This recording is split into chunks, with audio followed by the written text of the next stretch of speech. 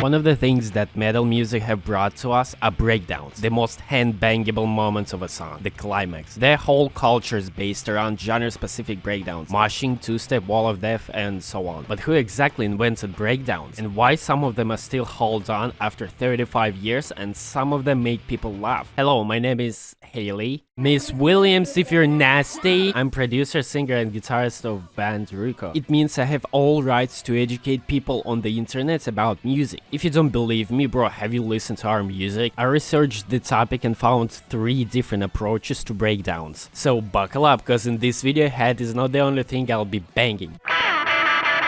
Unlike my previous video, I'll actually start in the 60s. It's a well-known fact that Helter Skelter by the Beatles was predecessor to all metal genres. Back then, sound like this was considered extremely dirty and not musical. Distorted guitars were taken as defective sound. It was equivalent of a grindcore for the people in the late 60s. Paul McCartney wanted to create the dirtiest sound he could. Vocals on the verge of breaking out, slamming drums, distorted guitars, and so on. This could be said about Knocked Loose and Helter Skelter at the same time. To sum up, Helter Skelter was so innovative, it actually has all 3 of these approaches on which modern breakdowns are built on. After the Beatles released their first grindcore album, it butterfly affected into hard rock and heavy metal. Bands like Deep Purple, Led Zeppelin, Black Sabbath based their whole careers on Paul McCartney's broken amp. Since distortion pedals make guitar sound more fuzzy and less definable, melodic approach shifted towards more simplistic and groovy songwriting. Sounds familiar? Rather playing melodies, guitarists started copying drums rhythm, making first so-called breakdowns. In my previous video, I had to cut out the whole segment due to copyright issues about usage of silence in a song, so I'll mention it here. Creating space during the breakdowns makes song more dynamic, more bangy. This sudden dynamic change is the fundamental for all the genres. It originates from jazz when musicians had segments where each of the boring poisoning their brainwashed minds. Oh Lord, yeah.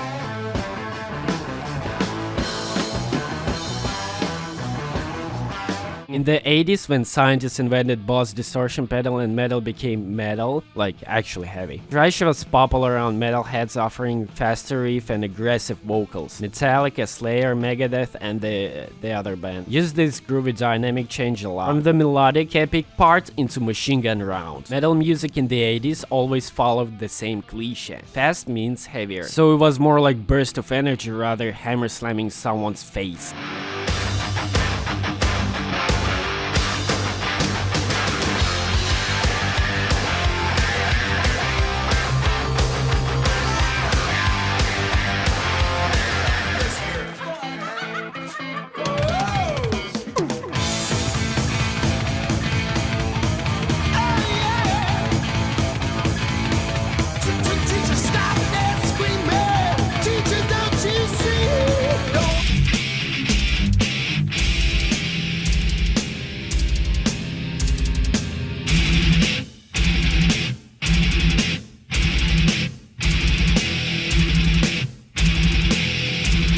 Nobody figured out that you could actually slow down the song for more primal groove. Nobody except Pantera.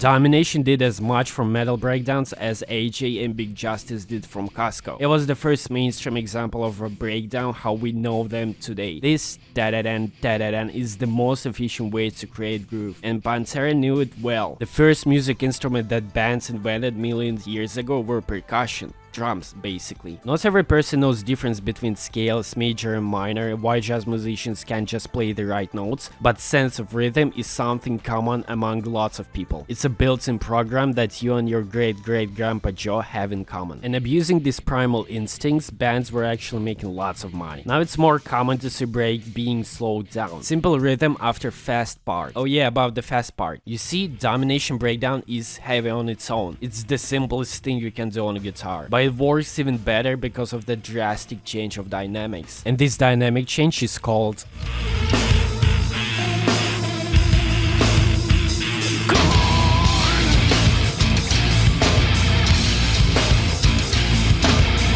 it doesn't have to be from fast to slow or vice versa. You can keep the tempo and approach breakdowns differently by teasing the listeners. Great build-up makes huge difference to a break. That's basically how new metal was invented. Blind by Korn starts with a 50-second tension-rising instrumental slowly teasing the riff. They made their whole careers on build-ups before the breakdown. When it hits, guitars play minimalistic riffs so even Benson Boone listeners could understand what to do. Sometimes smallest thing like soloing guitar before all instruments hit is enough to create a good breakdown. Can you feel it? A degeneration.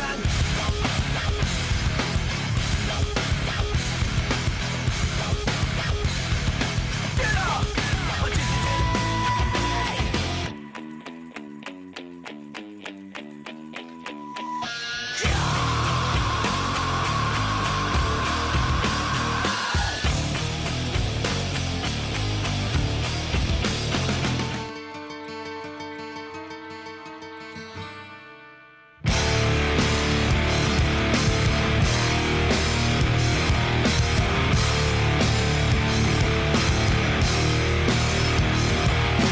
While actual musicians were coming up with interesting rhythm patterns for a breakdown, vocalists tried to find the most cringe combination of words and sound for a call-out. This was a necessary thing to have in 2000s metalcore scene. Breakdowns fully open their potential live. You can't experience the same burst of energy alone. Death walls, circle pits, crowd surfing are elements that you can frequently see on the metal and Michael Jackson shows. And to give a sound cue for audience, musicians stop playing their instruments for a second and let vocalists shout out slurs. You definitely heard some of these iconic callouts even if you're not into metal music.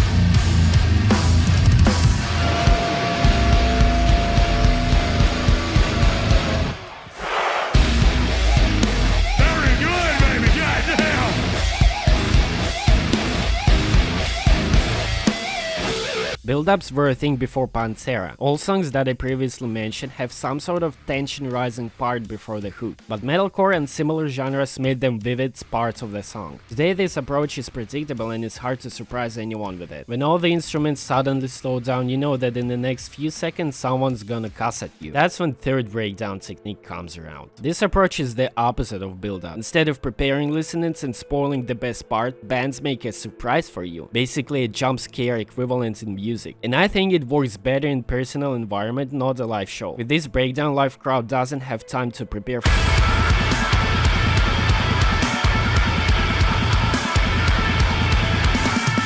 it can be executed in different waves, like your annoying wife comes to ask you for money and you're just... This joke was brought to you by Ice Association. Most obvious one is to simply skip build-up section completely and do a sucker punch. It works best with contrasting parts. Clean section that gets interrupted by someone's more charismatic. Happens to me all the time, by the way.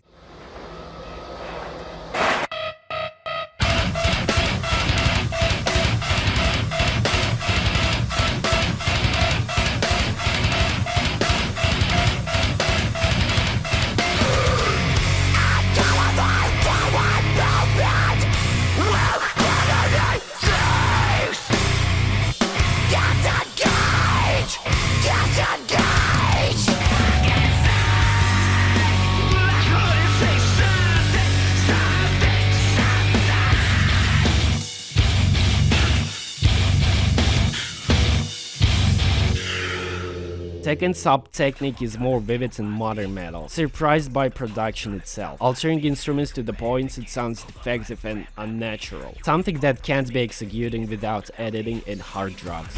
And repeat, we don't fucking sleep.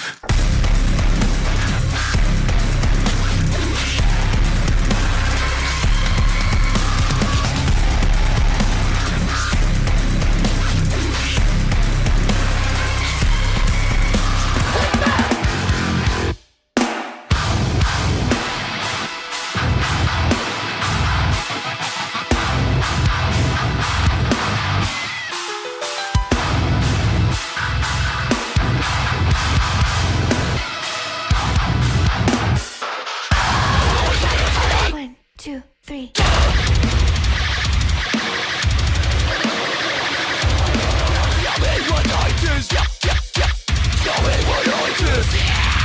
And my favorite one. I don't know how to describe it except calling it the punchline. If previous examples fall into dad joke category, these one are dad jokes with dark twist. These breakdowns can have typical build-ups, preparing you for a punchline just for you to tell a good dark humor joke. You need to have a good sense of humor, so you can only offend one specific group of people. This blueprint is the same for breakdowns. Something that makes you say what when you hear it. It can be funny production or songwriting decisions.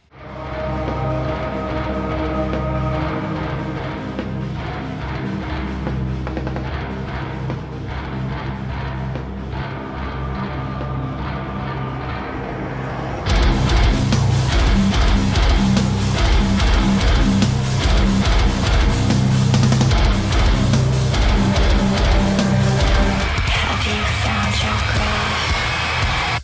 Suffocate!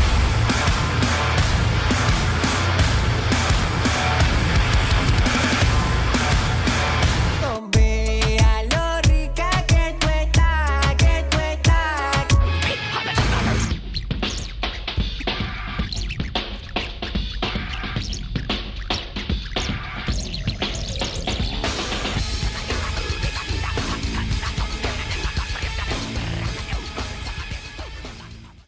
I'd like to take a second to talk to you about this channel.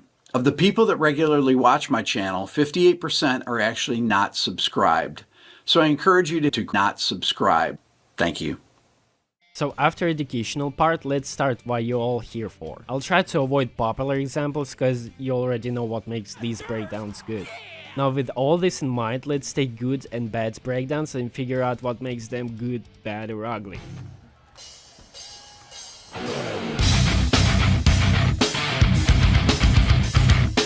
Rumblefish by Seven Dust. Song starts with a simple theme that is groovy enough to be considered as a breakdown. This riff plays throughout the song in a verse, and with this consistency it's hard to have the same punch each time. So for the breakdown, band uses build-up and simplifies groove. This part might fool you into thinking the song is ended just to have the nastiest punch in the face.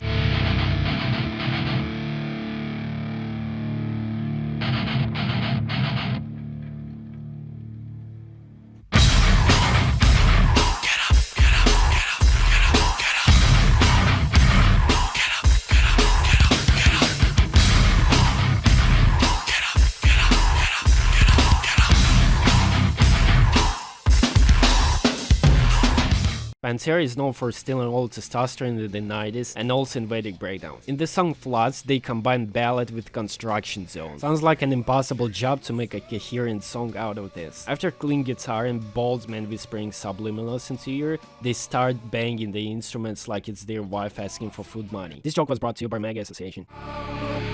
Take it with the flow.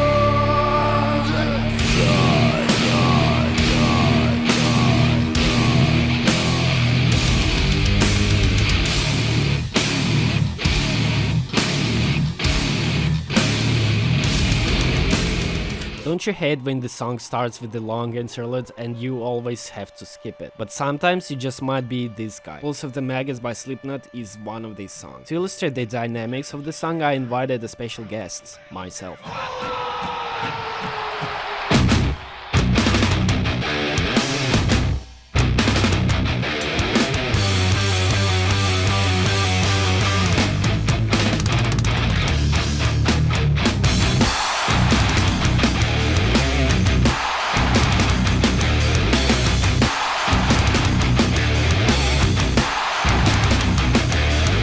Great build-up that holds on sudden groove changes and explodes in the breakdown. If we continue throughout the track, we find another breakdown that comes after, you guessed it, solo build-up. Here's your medal. Type your exact home address so I can send you the award, but don't tell your mom. Surprise you with the prize that was awarded you by online stranger.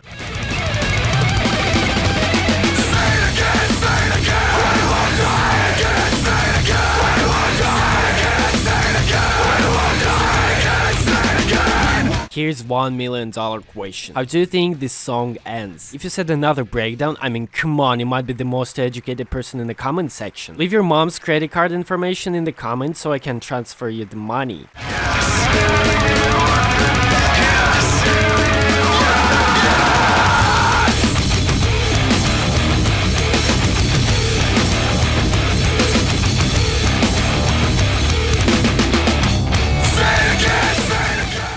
You might have noticed that I'm not a native speaker and your complaints about my accent is irrelevant because you speak English because it's the only language you know, and I speak English because it's the only language you know. We're not the same. Besides that, you might have noticed the same breakdown usually not repeated in the song. The reason for that, if you're trying to repeat the same joke 3 times in a row, it loses its punchline, because the audience already heard it 2 times before. You have to change it for the 3rd time to have comedic impact. For example, if you're trying to beat your wife using the same combos, she'll just learn your patterns and will counter them. This joke was brought to you by Alzheimer's Association. So what do I mean by that? The infamous frontman of a band Falling in Reverse. One of the most popular bands in the world. This guy is extremely underrated. In his music, he manages to combine rap, metal, orchestral music, and somehow be bad at every genre he touches. Pure talent. In his song Ronald, he manages to put 5 breakdowns. 3 of them follow unexpected pattern and 2 with build-up section. Now, how would you feel if I made another wife beater joke right here? Yeah, that's the problem. In the world where everyone's talented, nobody's talented. In the song where everything is breakdown, you get it. It's not only amount, but the quality of breakdowns. It's filled with the cliche 0-1 bends. You can make a good breakdown with 0-1 bends if it has good build-up or contrast with the rest of a song. The way Slaughter to Prevail does it. Despite their verses being as heavy as your self-respect, love yourself, they still manage to surprise with breakdown. Not all the time, but their hit songs pretty much executed perfectly. Starts with new metal-ish bouncy intro riff, and the rest of the track is something you can call a song, not compilation of gayest breakdowns.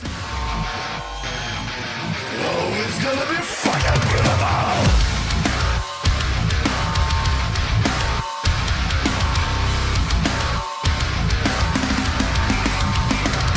Basic structure with verses and choruses, and after a coherent story, ended with a breakdown. First one based on a typical death metal build-up, but the second one, for you non-Russian guys, it's basically equivalent of a Jingle Bells gone deathcore.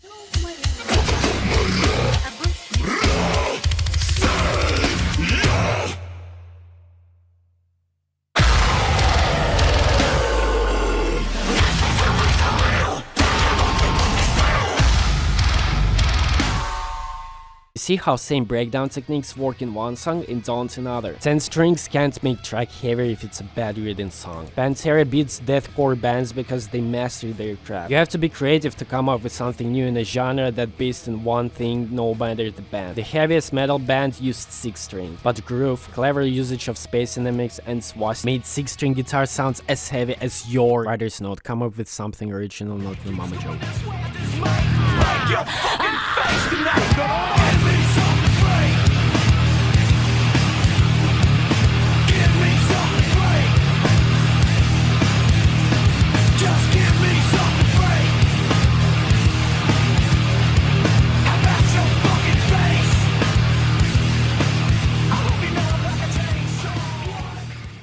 Back in the days, Paul McCartney had the same mindset. Production of Helter Skelter was tough to say the least, and track turned out to be a combination of everything I talked about. Build up, unexpected sound for its time, and hard-hitting drums and bass groove. This whole video was made for you to discover new music and get inspired. Get creative with the sound. Maybe go listen to older records, broaden your horizons, and enjoy music. Share your opinion in the comments. What makes song heavy for you? It depends on your opinion, because I'm highly insecure and public acceptance really matters to me. Nah, I'm joking. I'm doing all this to promote my music. Go listen to our new singles and leave your opinion. You don't have much time till I start promoting Casino. See ya!